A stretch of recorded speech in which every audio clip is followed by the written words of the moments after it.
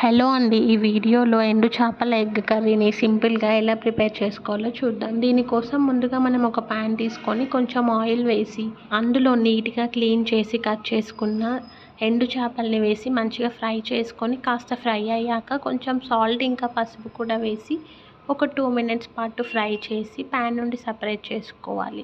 ఇప్పుడు అదే ప్యాన్లో కాస్త ఆయిల్ వేసి ఇప్పుడు ఈ ప్యాన్లోకి కొంచెం కారం, ఉప్పు, పసుపు వేసి ఒకసారి బాగా మిక్స్ చేసుకొని ఇందులోకి బాయిల్ చేసుకున్న ఎగ్స్కి ఇలా చిన్నగా ఘాట్లు పెట్టుకొని వీటిని ఫ్రై చేసుకొని తీసుకోవాలి.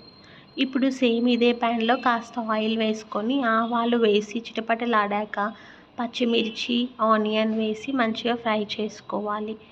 ఆనియన్స్ బాగా ఫ్రై అయ్యాక ఇందులోకి కొంచెం పసుపు ఇంకా అల్లం వెల్లుల్లిపాయ పేస్ట్ వేసి ఒకసారి బాగా మిక్స్ చేసుకోవాలి. అల్లంలోని పచ్చివాసన పోయే వరకు ఫ్రై చేసుకొని కట్ చేసి పెట్టుకున్న ఒక టొమాటోని వేసుకొని మంచిగా మిక్స్ చేసుకొని మూత పెట్టి ఒక 2 మినిట్స్ పాటు కుక్ చేసుకోవాలి.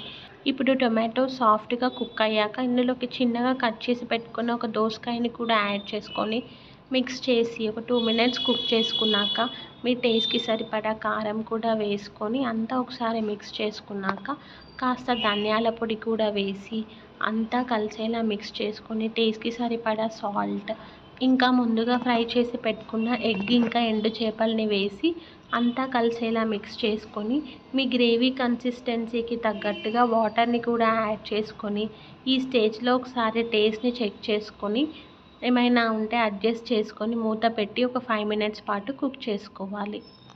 ఒక 5 మినిట్స్ తర్వాత మూత తీసి ఇందులోకి కాస్త గరం మసాలాను కూడా యాడ్ చేసి బాగా మిక్స్ చేసుకొని ఒక 2 మినిట్స్ పాటు కుక్ చేసుకొని స్టవ్ ఆఫ్ చేసుకుంటే చాలా సింపుల్ అండ్ టేస్టీ ఎండు చేపలు ఎగ్ కర్రీ రెడీ. ఈ కర్రీని ఎవరైనా చాలా సింపుల్గా ప్రిపేర్ చేసుకోవచ్చు. మనం సేమ్ ఇదే ప్రాసెస్లో ప్రాన్స్ని కూడా కుక్ చేసుకోవచ్చు. ఇలాంటి మంచి వీడియోస్ కోసం నా ఛానల్ని తప్పకుండా లైక్ చేసి సబ్స్క్రైబ్ చేసుకోండి. Thank you for watching.